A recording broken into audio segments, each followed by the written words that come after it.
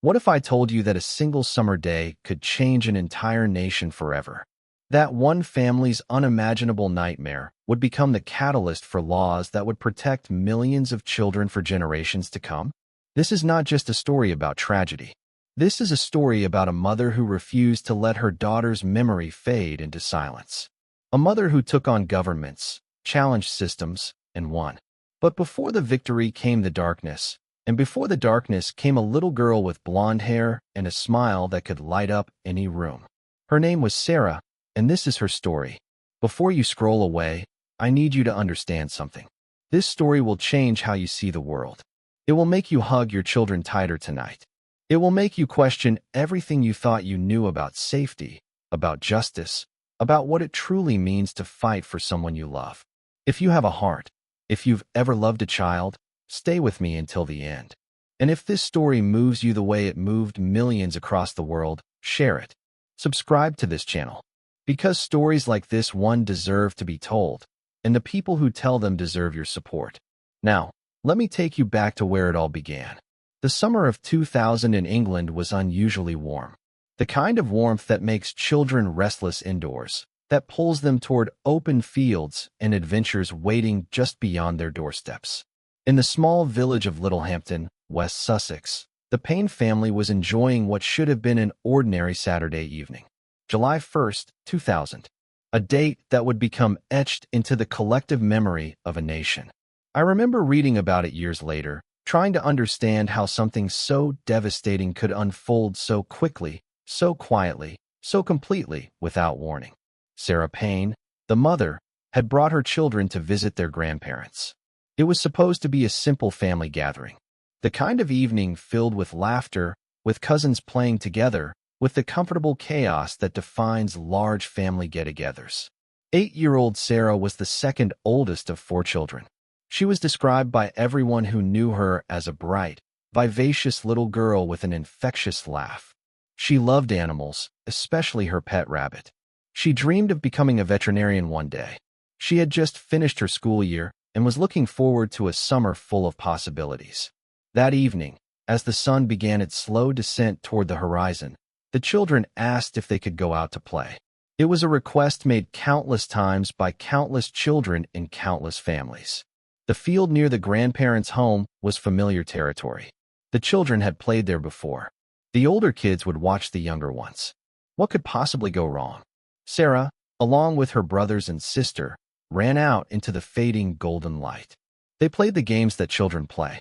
Tag, hide and seek, the simple joys of childhood that require nothing but imagination and open space. But as the evening wore on and the family began calling the children back inside for the night, something was wrong. 3 children came running back. Sarah was not among them. At first, there was no alarm. Children wander. They get distracted. They chase butterflies and investigate interesting rocks. But as minutes stretched into an hour, the casual calls for Sarah became urgent shouts. The family spread out across the field, their voices growing more desperate with each passing moment. Where was she? She had been right there with the others just moments ago. The police were called. Search parties were organized. Neighbors joined the effort, flashlights cutting through the growing darkness like desperate prayers. Dogs were brought in.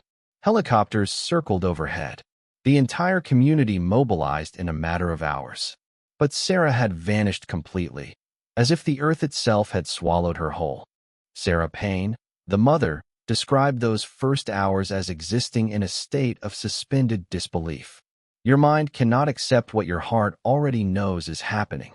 You tell yourself she must be hiding somewhere, playing a game, not understanding why everyone is so upset. You tell yourself you will find her any moment now, that she will come running around the corner with grass stains on her dress and that smile on her face. You tell yourself anything except the truth that is slowly, horribly beginning to take shape. The investigation moved with urgency. Every sex offender in the area was questioned. Every lead was followed. The media descended upon Littlehampton, broadcasting Sarah's image across the country. Her face became familiar to millions. That school photo with the slightly crooked smile, the bright eyes full of 8 years of life, and all the years she should have had ahead of her. The nation watched, waited, and prayed. But the days stretched on, and hope began to flicker like a candle in a storm. One day became two. Two became five. Five became 10. And with each passing day, the Payne family descended deeper into a nightmare from which there seemed to be no waking. Sara Payne barely slept. She gave interview after interview, pleading for anyone with information to come forward. She held press conferences with her husband Michael at her side, both of them visibly deteriorating under the weight of not knowing. The uncertainty, Sara would later say, was the cruelest torture. The human mind needs answers, needs closure, needs to understand. Living in limbo, suspended between hope and despair, is a special kind of hell that only those who have experienced it can truly comprehend. The community rallied around them. Strangers sent cards and letters by the thousands. Vigils were held. Churches opened their doors for prayer services.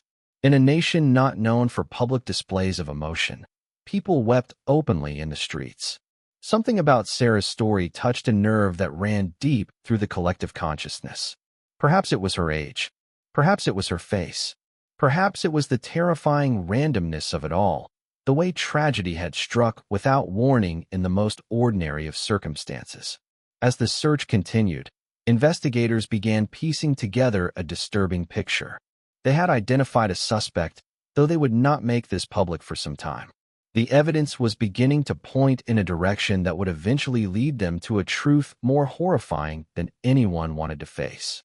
But in those early days, the Payne family could only wait, hope, and pray for a miracle that would never come.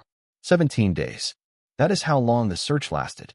17 days of hoping against hope, of jumping at every phone call, of scanning every face in every crowd looking for a glimpse of blonde hair and a familiar smile. 17 days of slowly dying inside, while trying to project strength for the cameras and the other children who still needed their parents. On July 17, 2000, the waiting ended. A farm laborer discovered Sara's body in a field near Pulborough, approximately 15 miles from where she had disappeared. She had been hidden, buried beneath debris in a way that suggested her killer had hoped she would never be found. The news was delivered to the family before it reached the press, but within hours, the entire nation knew. Sara Payne was gone.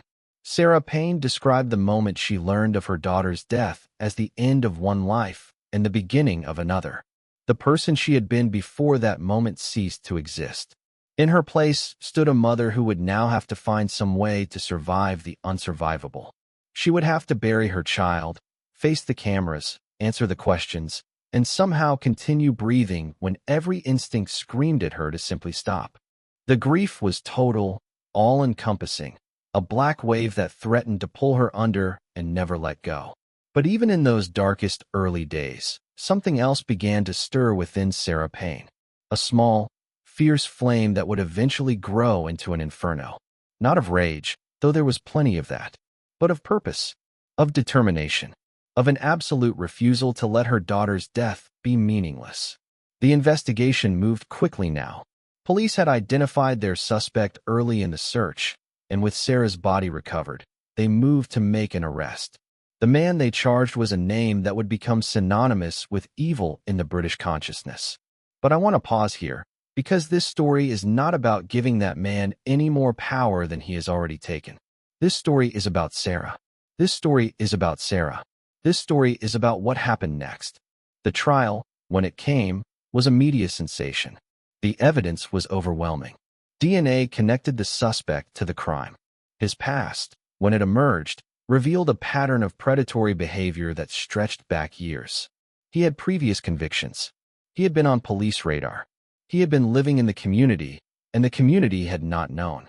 This fact would become the cornerstone of everything that followed. Sara Payne sat through the trial with a composure that amazed those who witnessed it. How does a mother sit in the same room as the man who killed her child? How does she listen to the clinical descriptions of what he did? How does she maintain her dignity, her focus, her sanity? Sara would later say that she did it for Sara. She did it because her daughter deserved to have her mother there, bearing witness, ensuring that justice was served. The verdict, when it came, was guilty. The sentence was 2 life terms, with restrictions that would keep him imprisoned indefinitely. It should have been the end. The case was closed. The killer was behind bars. The family could begin the long, impossible work of grieving and healing. But for Sara Payne, the end was actually a beginning. In the weeks and months following the trial, Sara began asking questions that the criminal justice system was not prepared to answer. Why had this man been living freely in the community? Why had no one known about his previous convictions? Why had parents not been given the information they needed to protect their children? The answers she received were unsatisfying, bureaucratic, and infuriating. In the United States, there was something called Megan's Law. Named after another child victim, it gave parents the right to know if sex offenders were living in their neighborhoods. In the UK, no such law existed. Sex offenders were released from prison and disappeared back into communities without any warning to the families around them. They could live next to schools, parks, playgrounds. They could have contact with children, and no one would ever know. Sara Payne looked at this situation and made a decision. She would not retreat into private grief. She would not allow her daughter's death to change nothing. She would fight for a law that would protect other children, other families. She would take on the government, the courts, the entire system if necessary. She would do it in Sara's name. Let me ask you something, and I want you to really think about this. What would you do if you lost someone you loved because of a flaw in the system? Would you have the strength to turn your grief into action? Would you have the courage to stand up and demand change when every part of you wanted to simply collapse? Think about it. Leave a comment below. Tell me what you think. Because what Sara Payne did next was nothing short of extraordinary, and it all started with a single question. Why didn't we know? The campaign began quietly.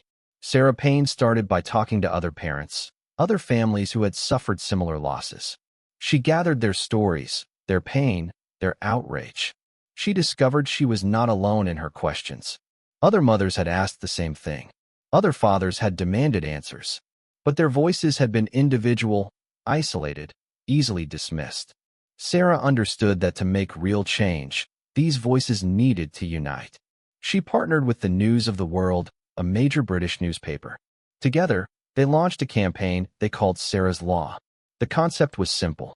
Parents should have the right to know if there are convicted child sex offenders living in their area. Not vigilante justice.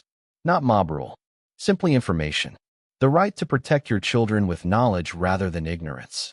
The campaign ignited like wildfire. Petitions gathered hundreds of thousands of signatures within weeks. Sara Payne became a constant presence on television, in newspapers, at public events.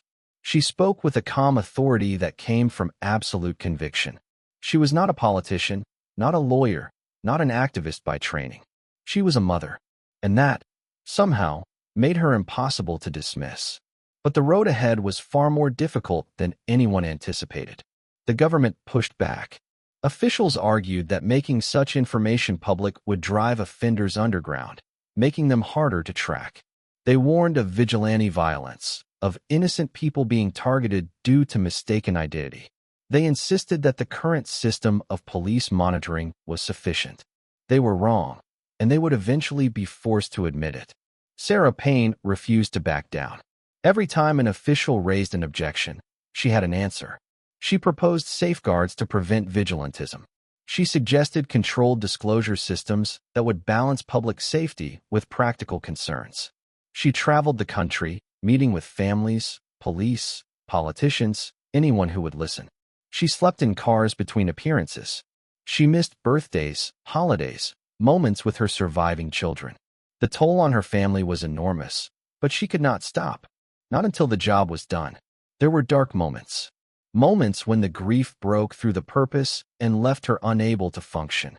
Moments when she questioned whether any of it was worth it, whether she was neglecting her living children in pursuit of change that might never come. Her marriage to Michael, already strained beyond breaking by the shared trauma of losing Sara, eventually collapsed. They divorced, another casualty of the nightmare that had consumed their lives. But Sara kept going. She had made a promise to Sara, she said. A promise that her death would mean something. A promise that other mothers would not have to feel what she had felt. A promise that children would be safer because Sara had lived and died. Breaking that promise was not an option. The campaign faced opposition from unexpected quarters. Civil liberties groups argued that the rights of offenders had to be considered. Some newspapers that had initially supported the cause began raising questions about implementation. Politicians who had pledged support began quietly distancing themselves when the issue proved more complicated than expected. Sarah watched as momentum slowed, as public attention shifted to other stories, as the initial outrage began to fade. But she had a secret weapon that her opponents had not anticipated. She had the truth, and she had the faces. Not just Sarah's face, though that image remained powerful. She had the faces of other children, other victims, other families destroyed by a system that prioritized offender anonymity over child safety. She collected their stories. She shared them. She made it impossible for anyone to forget what was really at stake. The campaign continued for years. Years of fighting, of setbacks, of small victories followed by frustrating defeats. Sara Payne aged visibly during this period. The stress took its toll on her health. She suffered a stroke that left her with permanent effects. Doctors warned her to slow down, to rest, to take care of herself. She acknowledged their concerns and kept going. By 2008, public pressure had reached a point that the government could no longer ignore. A pilot program was announced. In certain areas, parents would be given the right to request information about individuals who had contact with their children. If that individual had a record of child sex offenses, the police would disclose it. It was not everything Sarah had demanded, but it was a start. The pilot program was a success. Fears of widespread vigilantism proved unfounded. Parents used the information responsibly. Children were protected. The data supported everything Sarah had argued for years. By 2011, the program was expanded nationally. Sarah's Law, now officially known as the Child Sex Offender Disclosure Scheme, became a reality across England and Wales. Sara Payne stood at the announcement ceremony, her face marked by a decade of struggle, her eyes filled with tears she did not try to hide. She had done it. Against all odds, against every obstacle, against the weight of her own grief. She had changed the law. She had protected children. She had kept her promise to Sarah. But the story does not end with a law passed and a campaign won. The story continues because Sara Payne continued, because there were more battles to fight, because the work of protecting children is never truly finished. In the years following the passage of Sarah's Law, Sarah became one of the most recognized voices for child protection in the United Kingdom. She advised government committees. She consulted on policy. She trained law enforcement officials on how to work with families of victims. She took the expertise born from her own tragedy and used it to help others navigate the impossible terrain of grief and advocacy. She wrote a book about her experiences, not for fame, not for money, but because she believed that sharing her story might help other families facing similar horrors. The book was raw, honest, unflinching in its examination of what she had endured. It became a resource for counselors, social workers, anyone working with families touched by violence against children. She established the Phoenix Chief Advocates Charity, dedicated to supporting families affected by serious crime. The organization trained advocates who could guide families through the criminal justice system, providing practical and emotional support during the most difficult periods of their lives. Sarah understood from personal experience how isolating and confusing the legal process could be. She wanted no family to face it alone as she had. But even heroes are human, and the price Sara Payne paid for her crusade continued to accumulate. Her health deteriorated further. The stroke she suffered had lasting effects. She experienced periods of depression that required treatment and rest. The trauma of losing Sarah, never fully processed because there was always another battle to fight, surfaced in nightmares, in flashbacks, in moments of overwhelming grief that arrived without warning. Her remaining children struggled with their own trauma. They had lost their sister, watched their parents' marriage dissolve, seen their mother become a public figure while they craved private family time. They supported her mission, understood its importance, but paid a price of their own. The Payne family, already shattered by Sarah's death, continued to bear wounds that would never fully heal. Critics emerged. Some accused Sarah of exploiting her daughter's memory. Others suggested the law she championed was ineffective or had unintended consequences. She faced these criticisms with the same resilience she had shown throughout her campaign. She acknowledged imperfections while defending the fundamental principle. Parents had a right to know. Children deserved protection. The system before Sarah's law had failed. The system after was better. And the data supported her. Studies showed that the disclosure scheme was working. Parents were making inquiries. Dangerous individuals were being identified. Children were being removed from harm's way. The law was not perfect, but it was saving lives. Every child protected was a victory. Every family spared the pain she had endured was proof that Sarah's death had meaning. Sara Payne received honors and recognition for her work. The Queen appointed her a commander of the Order of the British Empire. She was named one of the most influential women in Britain. She received humanitarian awards from organizations around the world. But she consistently deflected praise, redirecting attention to the cause rather than herself. This was never about her, she insisted. It was always about Sarah. It was always about the children. As years passed, she began to speak more openly about the personal costs of her journey. In interviews, she discussed her struggles with depression and health issues. She talked about the guilt of surviving when her daughter had not. She described the loneliness of becoming a symbol when she simply wanted to be a mother. Her honesty about these struggles made her even more powerful as an advocate. She was not superhuman. She was simply a woman who refused to give up. The man who killed Sarah remained in prison. Periodic reviews of his case reaffirmed that he would never be released.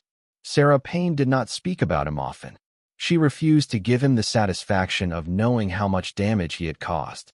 She focused instead on the positive, on the children saved, on the families protected, on the legacy Sarah would leave. There is a moment in every story of grief when the person left behind must decide. Do they define themselves by what they have lost, or by what they will build? Do they remain forever broken, or do they find a way to reassemble the pieces into something new? Sara Payne made her choice in those dark days after Sarah's death. She chose to build. She chose to fight. She chose to transform her daughter's memory into a shield that would protect other children.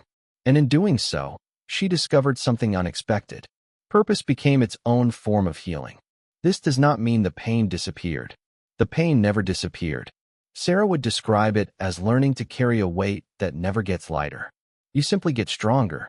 The muscles you develop to bear the unbearable become part of who you are. You integrate the grief into your identity rather than being consumed by it. She found connection with other parents who had lost children to violence. These relationships, born from shared trauma, provided a kind of understanding that no one else could offer. They did not have to explain themselves to each other. They did not have to pretend to be okay. They could sit together in the darkness and simply breathe. Sometimes that was enough. Her surviving children grew up in the shadow of their sister's memory and their mother's mission. It was not an easy childhood. How could it be? But they also witnessed something remarkable. They watched their mother refuse to surrender. They saw her turn devastation into determination. They learned that even in the face of the worst life can offer, it is possible to make a difference. The relationship with her surviving children was complicated, as all relationships are. There were periods of closeness and periods of distance. There were moments when they resented the time she devoted to the cause and moments when they felt profound pride in what she accomplished. They were, ultimately, a family like any other, trying to navigate impossible circumstances with imperfect grace. Sarah remarried eventually, finding love again after the collapse of her first marriage. Her new husband understood the weight she carried. He did not try to fix her or complete her. He simply walked beside her, offering support without condition. Love, Sarah discovered, was still possible. Happiness, in moments at least, was still possible. The life Sarah's death had ended was replaced by a different life, one marked by loss but not defined by it. She continued her advocacy work, though at a slower pace as health permitted. She mentored younger activists, passing on what she had learned about changing systems and changing minds. She gave speeches when her health allowed, continuing to carry Sarah's story to audiences who needed to hear it. She became, in many ways, an elder stateswoman of the child protection movement. But there was one more chapter of her story that needed to be written. One more battle that would require every ounce of strength she had remaining. In the late 2000s and early 2010s, a series of scandals rocked the British establishment. It emerged that powerful figures in media and entertainment had been abusing children for decades. Names that had been trusted, faces that had appeared on television screens in family homes, were revealed as predators who had operated in plain sight while authorities looked the other way. Sara Payne found herself at the center of this storm in an unexpected way. She had worked with some of the media figures now being exposed. She had trusted them, appeared alongside them, believed they shared her commitment to protecting children. Learning that some of these people had been hiding their own dark secrets was a betrayal that reopened old wounds. But she responded as she had always responded, with truth, with courage, with an absolute refusal to let the powerful escape accountability. She spoke out about what she had witnessed. She supported the victims who were finally coming forward. She insisted that no amount of fame or influence should provide protection for those who harm children. The revelations prompted a broader examination of how British society had failed to protect its most vulnerable members. Sarah's voice was central to this conversation. She had been saying for years that the systems were broken, that children were not safe, that reforms were desperately needed. Now, finally, people were listening on a scale she had never imagined. The legacy of Sara Payne and the movement her mother built continues to evolve. Sarah's Law, now more than a decade old, has become a fixture of British child protection policy. Thousands of disclosures have been made. An unknown number of children have been saved from harm. The principle Sara Payne fought for, that parents have a right to information that might protect their children, is now accepted as common sense. But Sarah knew that laws alone are not enough. Systems can only do so much. Ultimately, protecting children requires a fundamental shift in how society views and prioritizes their safety. It requires communities that look out for one another. It requires adults who speak up when something seems wrong. It requires a culture that takes children seriously when they report abuse. Sarah spent her later years advocating for this broader cultural change. She spoke about breaking the silence that allows abusers to operate. She encouraged survivors to share their stories when they felt ready. She pushed back against the shame and stigma that too often surrounds victims rather than perpetrators. Her message evolved from demanding specific legal reforms to calling for a complete transformation in how society approaches child welfare. She also spoke increasingly about prevention. While much of her career had focused on disclosure and accountability after the fact, she began emphasizing the importance of stopping abuse before it occurs. This meant better education for children about their bodies and their rights. It meant training for professionals who work with children to recognize warning signs. It meant addressing the root causes that create predators in the first place. Her health continued to fluctuate. Good periods alternated with difficult ones. The stroke she had suffered left lasting effects that required ongoing management. But she adapted, finding new ways to contribute even when public appearances became more difficult. She worked behind the scenes, advising organizations, connecting people, using her knowledge and experience to strengthen the movement she had helped create. Through it all, Sarah remained present. In photographs displayed in Sarah's home, in the stories Sarah told, in the motivation that drove every meeting, every speech, every difficult decision. Sarah would never grow up. She would never become a veterinarian. She would never fall in love, have children of her own, or experience the ordinary joys and sorrows of a full life. But she would be remembered, and her memory would protect other children who would grow up, fall in love, have children, and experience all the things Sarah never could. Sara Payne spoke often about this exchange, this terrible bargain no parent should ever have to make. Her daughter's life for the safety of countless others. It was not a trade she would have chosen, but it was a trade that circumstances forced upon her. And if there had to be meaning in meaningless tragedy, this meaning was the best she could find. The relationship between Sarah and the public evolved over the years. In the immediate aftermath of Sarah's death, there had been intense sympathy and support. During the campaign for Sarah's Law, There had been engagement and partnership. As time passed, the connection became quieter but no less significant. People remembered. Parents who used the disclosure scheme thought of Sarah as they made their inquiries. Families who had been helped by her charity felt gratitude they rarely had opportunity to express. She had touched more lives than she could ever count. Resilience is a word that gets used too often and understood too rarely. It does not mean never falling. It means getting up again and again and again, no matter how many times you fall. It means finding strength you did not know you possessed because the alternative is unacceptable. It means transforming wound into wisdom, pain into purpose, loss into legacy. Sara Payne embodied resilience in its truest form. She fell many times. The death of her daughter knocked her to her knees. The collapse of her marriage brought her down again. Health crises, setbacks in her campaign, the unrelenting pressure of public life. Each of these dealt blows that could have been final. But she rose. Always, eventually, she rose. She spoke about this resilience in terms that avoided false positivity. She did not pretend that everything happened for a reason. She did not claim that suffering made her stronger or that she was grateful for the lessons learned. Such platitudes would have been an insult to what she had endured. Instead, she acknowledged the ugliness of her journey while celebrating her ability to survive it. That survival itself was the victory, the capacity to continue when continuation seemed impossible. She encouraged others facing their own trials to define resilience for themselves. For some, it might mean returning to normal life as quickly as possible. For others, it might mean embracing a completely new direction. There is no correct way to respond to tragedy, she insisted. There is only the way that allows you to keep breathing, keep living, keep finding moments of meaning in a world that suddenly seems devoid of it. Sarah's reflections on her journey became increasingly philosophical as she aged. She thought about justice and whether the imprisonment of her daughter's killer provided it. She concluded that true justice for Sarah was impossible. No punishment could undo what had been done. The man who killed her was neutralized, prevented from harming other children, and that was important. But justice implied a balancing of scales that could never occur. Some wrongs are too great to be balanced. She thought about forgiveness, a topic interviewers often raised. Could she forgive the man who murdered her daughter? She refused to engage with the question in expected ways. Forgiveness, she said, was her own business.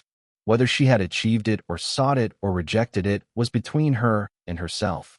The expectation that victims should publicly forgive their tormentors served the comfort of onlookers more than the healing of the wounded. She thought about memory and how Sarah would be remembered by history. The answer, she concluded, was that Sarah would be remembered as more than a victim. She would be remembered as the inspiration for a movement that protected millions of children. She would be remembered in every inquiry made under Sarah's law, every child removed from a dangerous situation, every family that slept more safely because of the safeguards her death inspired. This was the victory Sarah had fought for. Not vengeance, not satisfaction. Victory through meaning. Victory through legacy. Victory through the transformation of the worst thing that can happen into a force for good that would outlast them all. The summer light fades over Littlehampton, just as it did on that evening in July 2000. More than 2 decades have passed. The world has changed in ways no one could have predicted. But certain truths remain constant. Children still need protection. Families still need support. And ordinary people, when pushed to extraordinary limits, can still change the course of history. Sara Payne's story is not over. As long as she draws breath, she continues her work in whatever capacity she can. But even when her chapter ends, the story will continue. It will continue in every parent who exercises their right to know. It will continue in every child who remains safe because of information that was disclosed. It will continue in every activist who looks at her example and finds the courage to fight their own battles. And it will continue in you, now, having heard this story. You who might have scrolled past but chose to stay. You who listened to the end. You who felt something stir in your heart as you learned about a little girl named Sarah and a mother named Sarah and a love that refused to die even when death came calling. What will you do with this story? Will you share it so others can learn? Will you hug your children tonight and thank whatever power you believe in that they are safe? Will you look at your community with new eyes, asking questions you never thought to ask before? Will you support the organizations that continue this work? Will you become, in your own way, part of Sarah's legacy? Sara Payne did not set out to become a hero. She set out to be a mother, and when that role was stolen from her, she reinvented it. She became mother to all the children who needed protection. She became mother to a movement. She became mother to a law that carries her daughter's name. Sara Payne would be in her 30s now if she had lived. She might have fulfilled her dream of becoming a veterinarian. She might have married, had children of her own, become an aunt to her siblings' kids. She might have lived an ordinary, beautiful, unremarkable life, and that would have been more than enough. But that life was taken from her. What replaced it was something no one would have chosen, but something that matters nonetheless. In the end, this is a story about love. The love of a mother for her daughter. The love of a family for each other despite everything that tried to tear them apart. The love of strangers who signed petitions, attended vigils, supported a cause they believed in. The love of a nation that looked at its laws and decided that children deserved better. Love expressed not in words, but in action. Love that changed everything. Sara Payne once said that she speaks for Sarah because Sarah cannot speak for herself. But in a deeper sense, Sarah speaks through everything her mother has accomplished. She speaks through every child protected, every predator exposed, every parent empowered with information they need. She speaks, and she will never stop speaking as long as her story is told. So tell it. Tell it to your friends, your family, your community. Tell it to anyone who believes that tragedy must be the end. Tell them about Sarah, who died too young. Tell them about Sarah, who refused to let that death be the final word. Tell them about a law, a movement, a legacy that proves one person can make a difference. Tell them that this story, like all true stories, never really ends. It simply continues through everyone who hears it and carries it forward. Thank you for staying until the end. Thank you for witnessing this testimony. Thank you for becoming part of Sarah's legacy. Now go. Share this story. Subscribe so you don't miss the stories yet to come. And never forget that even in the darkest moments, there is always a path toward light. Sara Payne found it. So can you. So can we all. The summer light fades over Littlehampton, but the light Sarah left behind burns on. And it always will.